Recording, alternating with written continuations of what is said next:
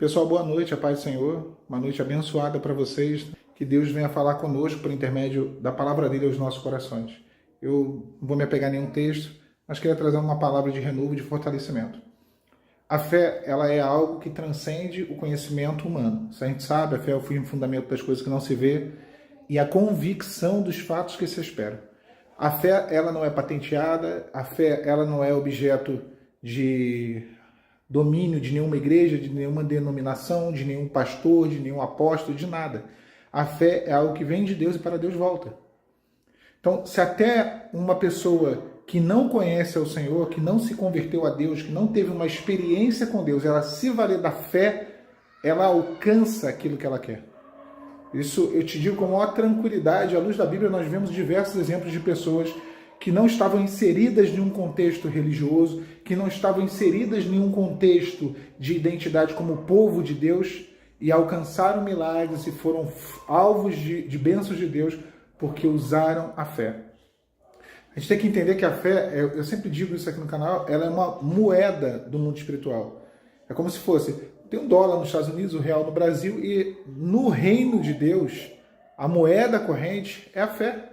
É a fé que proporciona, que possibilita o milagre, que possibilita a ação de Deus. É a fé que gera, de fato, o agente, ela é o agente criador de coisas impossíveis, de coisas que não existem, de trazer à existência o que não existe, de levar à inexistência as coisas ruins que existem. É a fé age assim. Esse agente é a fé. A fé é, de fato, a base da vida cristã. Quando Abacuque ele questiona o Senhor por conta das coisas que estavam acontecendo, por conta da forma com que Deus estava usando um povo inimigo para juizar o seu próprio povo, e Abacuque ele começa a questionar, olha, a justiça vai perecendo, a justiça se afrouxa, o ímpio prevalece sobre o justo. O problema todo de Abacuque, para resumir a história, estava na fé. Estava na fé. Abacuque tinha perdido a base da sua vida, a base da sua experiência, a base da sua comunhão, da sua relação com Deus, que era a fé. E aí o Senhor ele fala algo que, olha, se tiver que guardar um único versículo da Bíblia, para mim é o texto de Abacuque capítulo 2. O justo viverá pela fé. O Senhor entrega essa palavra para Abacuque. Abacuque, olha só, o justo viverá pela fé. Abacuque vai, fala, escreve, mas veio do Senhor a palavra. Porque a fé dele tinha trincado, tinha quebrado. Porque a fé dele tinha sido abalada. Então, aquele estado de murmuração, aquele estado de reclamação, aquele estado de incredulidade que Abacuque estava vivendo, ele deixa. E aí ele transcende. Ele vai além por conta da fé. O centurião romano, lá no ministério de Jesus, no Novo Testamento, nos Evangelhos, o camarada era romano, um comandante de uma tropa de 100 homens, um ímpio que não conhecia Deus, que certamente nem quis que Jesus fosse dentro da sua casa, pelo fato de que lá deveria ter muitas idolatrias, mas ele creu na autoridade de Jesus. Ele creu no poder da palavra de Jesus. Falou, uma única palavra sua e meu criado será curado. Uma única palavra e todo mal se vai e todo mal será dissipado. Minha irmã, meu irmão, a fé é o que vai mover os cenários mais terríveis e impossíveis da sua vida. E eu não estou falando aqui da boca para fora.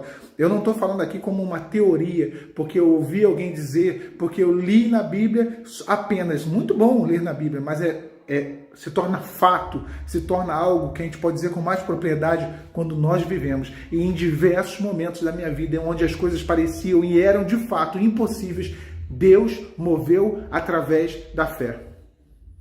Deus trouxe a existência através da fé. E não que eu tenha a maior fé do mundo. Como eu falei no início, a fé vem dele e a fé para ele retorna, porque ele é o autor e o consumador da nossa fé. Mas eu estou dizendo para vocês que a fé ela foi algo fundamental. E eu vou dizer para vocês uma bomba atômica no mundo espiritual. A fé na oração. Alain, mas isso aí até uma criança na igreja, na escola bíblica dominical de manhã, sabe disso. Todo mundo sabe. O problema é que quase ninguém faz. Quase ninguém faz. Gente, orar é uma coisa, orar com fé é outra coisa. Perseverar em orar com fé é outra coisa. A gente às vezes ora, mas sem fé. Às vezes nós oramos com fé, mas não perseveramos. Poucos são os que oram com fé e perseveram em orar com fé. perseveram. E ainda tem um quarto passo. Oram com fé, perseveram em orar com fé, sabem esperar o tempo de Deus trazer respostas. Porque não é na nossa hora, acabei de orar, e aí? Não aconteceu, o mar não abriu, a tempestade não cessou, não saí do deserto, o milagre não aconteceu, a cura não se deu, a porta de emprego não abriu, o marido não voltou para casa, a esposa, e aí? Porque não é no teu tempo, no meu tempo. Orar é uma coisa, esperar também é importante. Esperar também requer fé. Orar é uma ação de fé. Esperar também é uma ação de fé. Também é uma atitude de fé. Ide até a ladeira de Ziz, até o deserto de Jeruel e ficai parado. Olha a palavra do Senhor para Josafá. Vede. Nessa peleja você não vai pelejar. Ficai parado, espera. E vede o grande livramento do Senhor para convosco. É um ato tremendo de fé. Ficar parado. Não agir quando tudo diz, haja, corra, lute, faça alguma coisa e você não age.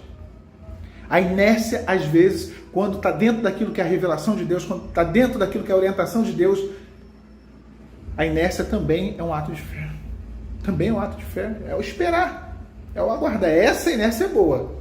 Não é a inércia, é o que eu falo, é a inércia do descanso, não é a inércia do comodismo.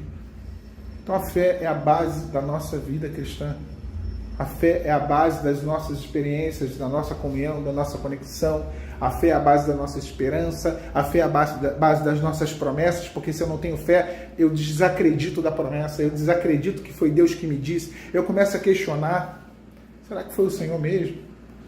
Será? Será que foi o Senhor? Ou será que era coisa da minha cabeça? Em determinado momento, Jacó ele questiona. E o Senhor aí o texto vai dizer, e apareceu de novo o Senhor a Jacó. Ele questionou. Nós questionamos. Quantas vezes nós questionamos se foi o Senhor? João Batista questionou. Quando ele foi preso, ele manda 2 discípulos até Jesus. Ele fala assim, pergunta a ele se é ele mesmo o Cristo ou se devemos aguardar outro. Ele duvida daquilo que ele mesmo disse. Porque alguns capítulos antes ele fala, eis o Cordeiro de Deus que tira o pecado do mundo. Ele afirma que Jesus era o Cristo, era o Cordeiro. Mas ele duvida por conta das circunstâncias, a fé dele é trincada. Então a fé é a base de tudo, minha irmã. A base de tudo, meu irmão. Olha, a murmuração, a tristeza, o cansaço, a depressão, isso tudo são sintomas, mas o grande mal que há é a falta de fé. É a falta de fé nos nossos corações. Quando o Filho do Homem vier, achará fé na terra? Será que achará fé na terra? A fé. Será que há fé de fato no seu coração? Porque às vezes nós nos prendemos a crenças, a crendices, e crendice não é fé.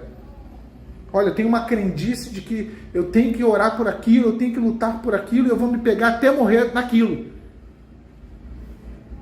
Isso não é fé.